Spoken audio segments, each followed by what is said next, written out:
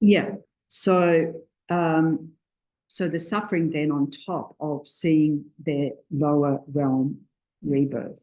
So it is said that we have all, well, we've all been in that state because we've all been to the peak of existence, which is the almost out of samsara.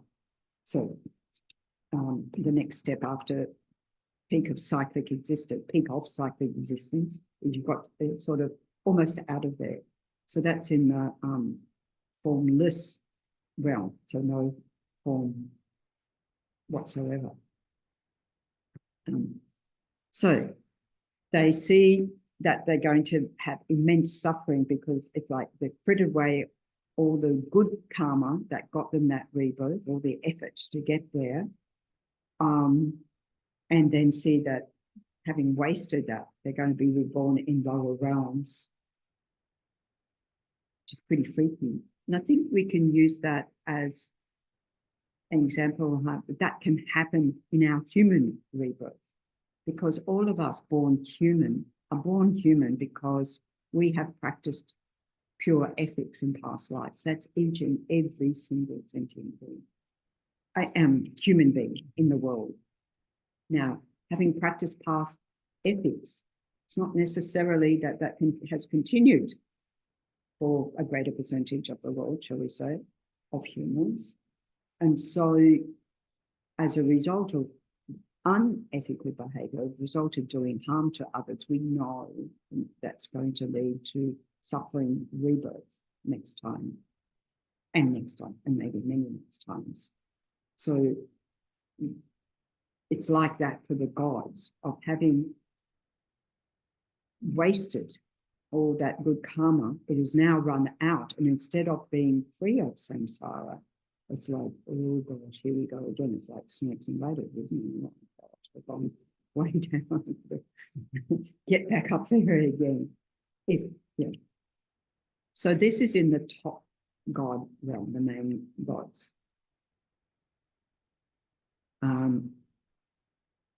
The suffering of the demigods, or they're called the jealous gods, because while these gods in the top realm, they're also always involved in fighting with the next god level, the asuras, the demigods. So they suffer jealousy towards those in the upper god realm because, hey, look, you've got better conditions. And usually that's the analogy of the tree where the roots are in the demigod's realm, but the fruit's ripening in the upper god realms. So they suffer from jealousy in general towards those in the upper god realms, and so constantly fighting from that jealousy and being killed by those more powerful gods. So you think not only are they frittering away their good karma, they're creating more negative karma, which is a cause for plummeting down into lower realms. Nagarjuna said the demigods by nature have great suffering, for they're jealous of the glory of the gods. So we would say in a human rebirth, getting caught up in worldly concerns. They've just got a different world system. Though they are discerning, they will not see the truth. So it's not that they don't have the capacity to work with their minds, but they won't see the truth. For this migration, this life in the demigod realm is obscured by their deluded states of mind, by not having, having contaminated aggregates, but not having the level of suffering that we have that impels us to want things to change. Which is why they say the human realm's best, because not only do we know about suffering more than we want to, we also know it's possible to be free of that. We may not yet be free of it, but we know we can do it, as we were talking about earlier example. Okay, and then that suffering in the form and formless realm. So in the form and formless realms, you have more and more the subtler bodies. So when we were looking at the 9 stages of shamatha, And when you achieve that single pointed concentration, it's like you can continue up into the form and formless realms, or you engage in your analytical wisdom mind, and combine the shamatha concentration practice and wisdom. Continuing up into form and formless worlds is continuing up into more and more blissful absorptions. They talk about the jhanas, these blissful absorptions. And so that actually starts from the realm of ordinary beings and goes all the way up. There's four different levels. So in the form and formless realms, there's a number of different stages there of more and more refined states of mind. However, not having cut through the afflictions, not having applied the analytical wisdom mind. Please come have a look. Okay.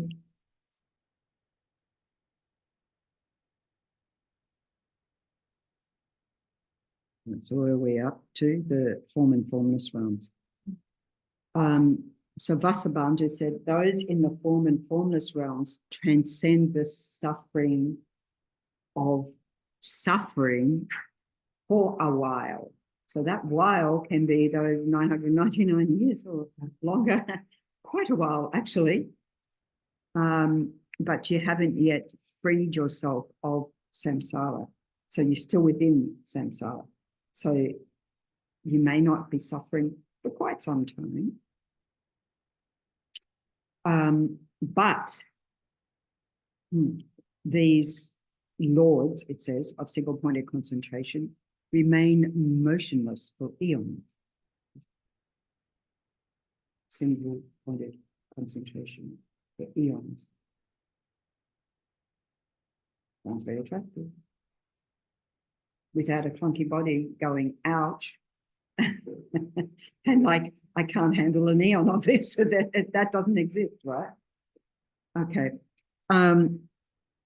Remain motionless for eons, so it is certain they'll not be liberated. So again, the karma, all the good efforts at developing that single point of concentration, which we need to develop, but not utilizing the capacity of the mind to apply with that analytical meditation to gain insights into the nature of reality and therefore be free of things.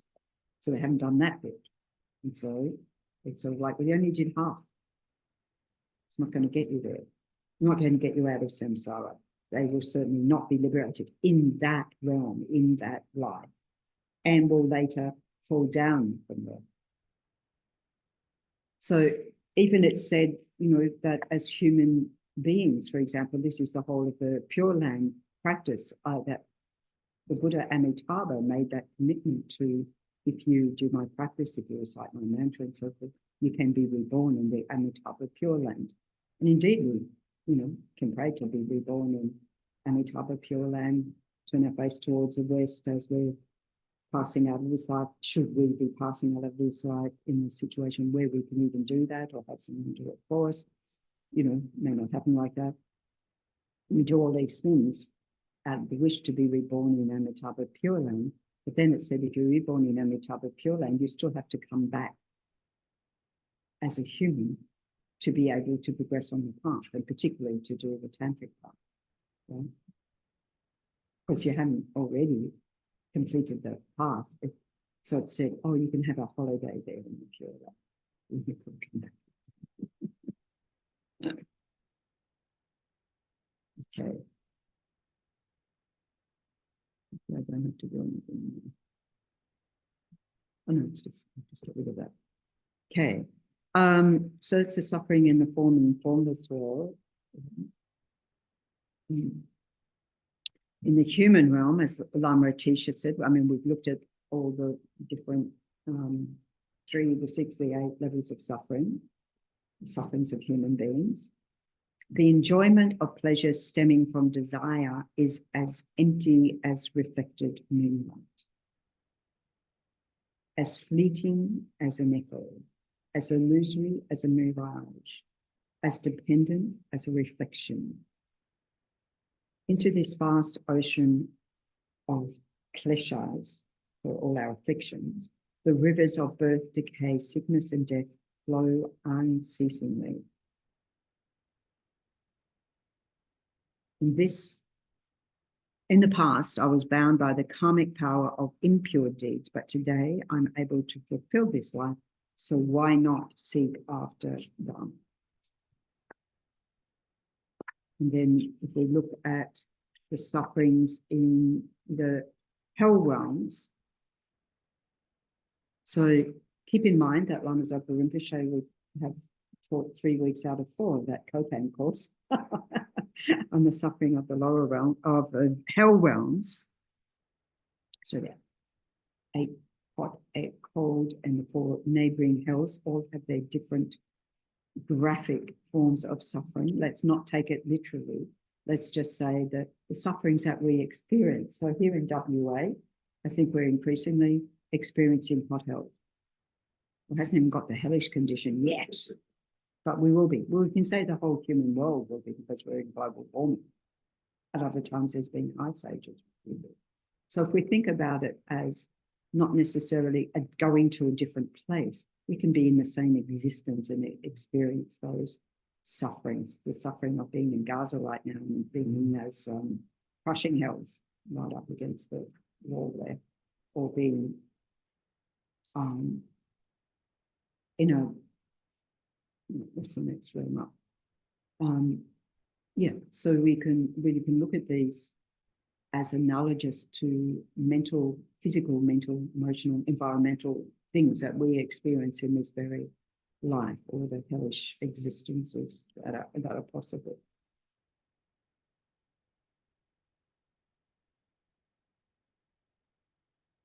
And then, of course, the predator realm, the hungry ghost realm, you know, that all the inner and outer hindrances. So again, if we're using an analogy of the human realm, we can think of people caught, just totally taken over by addiction and not being able to be free of that constant craving that leads you to, and you're never ever satisfied. Of course, we have all these descriptions in the text about, you know, the water's over there, there's the river, you walk towards the river, cracks in the earth come along, by the time you get there, it's all dried up. So you're never satiated. We think about having a long distended necks and, you know, like malnutrition, having a big stomachs because you can't actually get the sustenance. Water tastes like pus and you've got all these razor blades in your throat and pus oozing everywhere. No, it's a very pleasant existence. So this constant lack of being satiated. So here we have some wonderful offerings coming onto the altar. Thank you very much.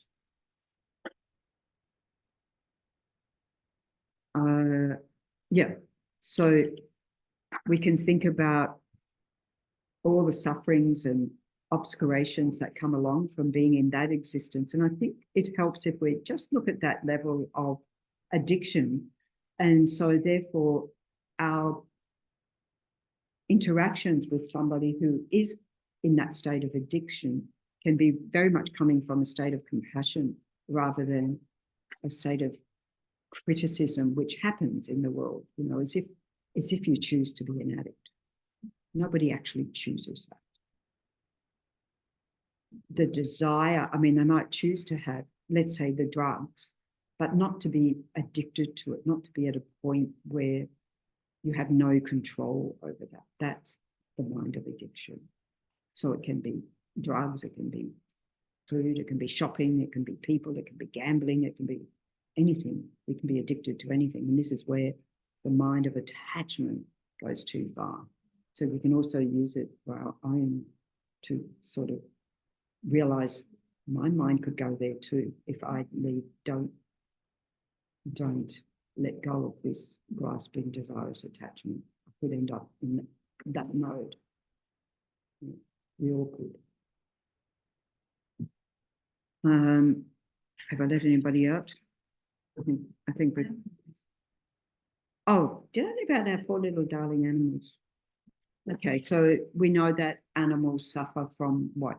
From fear, mainly, ignorance, total confusion, total fear of being killed, always on the alert. It's not a very happy, we think our little pet is having a wonderful time, but the neuroses going on in their mind is not a happy one. I used to think that with the dog I did the, photo shoot of. And, when they are dreaming and they're having nightmares, it's like, poor darling. Yeah. But also, even worse, being used as to carry beasts of burden, being used for farming and all of this for our benefit. Having those weights put upon you, having no control over that, let alone being killed for every bit of your body and having it removed. Even you're not killed, having them removed. It's pretty, not a very pleasant existence. Suffering from heat and cold, if they're not our pets, because it seems these days people get little coats and all sorts of things for their dogs. I don't know if they need. I don't know if they say, I'm too hot, can you take it off? I've got my fur.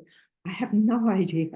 But anyway, I know my little photo shoot dog did not like having anything put on her. It's like, I'm a dog. Because I used to put on this, sorry to say, super dog cape. It did nothing about keeping her warm or anything like that. It was just what we humans do. Yeah, it never lasted. She was like, oh, dog. Fair enough. Okay, so contemplating for ourselves at this level, at the middle scope of not wanting to end up in all those options of realms to be reborn in, we're wanting the best possible conditions to continue on the path. And even like thinking from a Mahayana perspective, I'm going to be of no benefit to others if I'm reborn in all those other existences. So if I want to be of maximum benefit to others, I need to take human rebirth. If I'm not actually free of samsara, I need to take human rebirth and continue, just like we have done this time. We've made stainless prayers to have this life, stainless prayers, pure motivation, along with having pure ethics and the practice and generosity and so forth. Okay, so I think we'll wind up there for our samsara and nirvana. Any final questions, comments, observations? Well, it's never final. Yes, Yvonne, you'll have to unmute it. Yes, I think I am. Can you hear me? Yes. Yes, I was just wondering if you could send us the questions again for this module Yes, as well. absolutely. Thank you. Yes. Anybody else who wants the questions for this module, I'm happy to send them to you. Yes, the next module, discover how to develop bodhicitta, 21st. In the meantime, next weekend, we have this Nyungne. And I know who and who hasn't signed up, and I'm not guilt-tripping anyone. I'm just going to mention that if you would like to come along for a session or more than one session, just to do, not to necessarily fast or whatever, but to do the practice, to Chen Resig practice. If you want to even just familiarize with what it's all about and come on to session, the whole schedule is online, so you can decide. Just be mindful that there will be people doing the whole thing. So the first day, which is first full day, which is Friday, people will be talking in between sessions and so forth, and they will have a meal that finishes at midday. However, they won't be eating after that. So just be mindful of that, not eating around people who are not eating, please. And they will be having drinks, so that's okay that day. But the next day, nil by mouth and in silence. So if you're coming on the Saturday, because that suits you better, by all means join in, but just abiding in silence in the sessions. And what I would suggest is maybe refraining from drinking within the session itself. You can, I mean, it's up to each one's individual discipline, but just to help those. Because also, I do believe that it also helps for those of us who are doing Nyungne to have a bit more energy come into the space. Yeah. And sort of when you're in those, how long is this going to go on for stage, you know, having a bit of energy coming in is like a nice refreshing. Yeah. I do know where the in silence badges are. So good. And we do have in silence badges. Okay, great. Okay, so we can dedicate in this book 1 or 2 verses of dedication.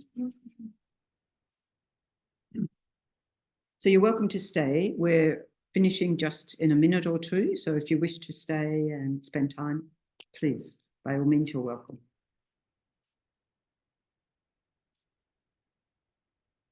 Okay, page 8. Kewadi Nyududa Lama Sangye Dragune Drowa Chikya Malupa De Sala Gopa Sho Jancho Sencho Grimpo Makye Panam Gekuchi Gepa Nyampa Me Payang Gongne Gondu Pelwa Sho.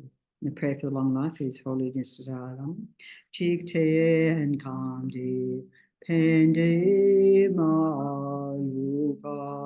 Yang le shong le sampe yi shi no ka duen song ten zin gyat so chok ko she ten jin tu she lo jo shu. In the prayer for the swift return of Lama Zopa Rinpoche, peerless teacher and assembly of the children of the victorious one, Tripakas and Prajika Buddhas, victorious Losang father and sons, along with the lineage masters, all the objects of refuge of infinite lands, please bestow the virtue and goodness of accomplishing this prayer here and now, holding and spreading the Muni's precious and complete teachings through explanation and practice your war, the armor of patience that is never discouraged. Venerable Thubten to you and make request, while striving single-pointedly for the sake of the victorious one's teachings, the sole gateway through which all benefit and happiness emerge, and from other living beings, you suddenly departed to peace. What a great loss.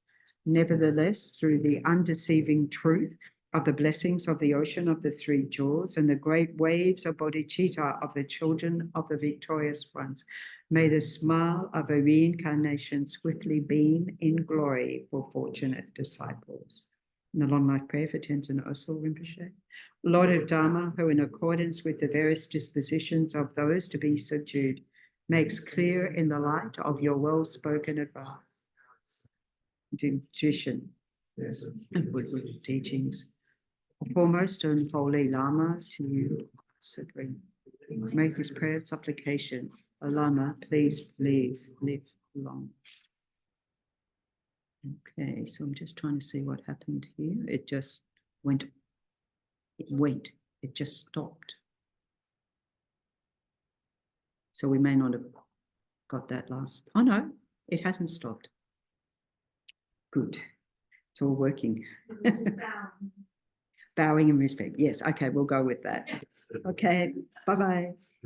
See you.